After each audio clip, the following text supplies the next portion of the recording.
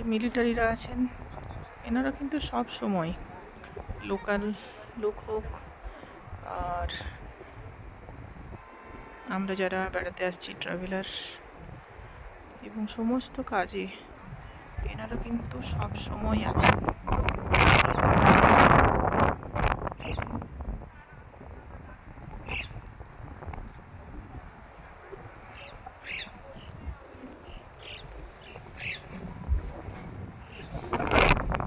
এখন আমাদের পঞ্চচল্লি যাওয়ার রাস্তায় ধস নেমে গেছে কাল থেকে, রাস্তা পুরো উড়ে গেছে।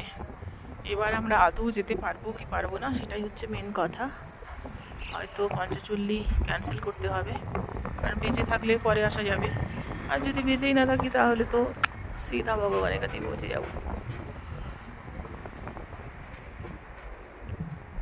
এই যে এই ব্রিজগুলো একটু ধস নামে সব উড়ে চলে যায়।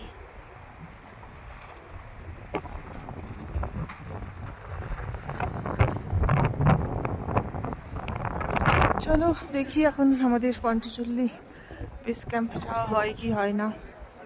রাস্তা তো নেই, রাস্তা উড়ে চলে গেছে।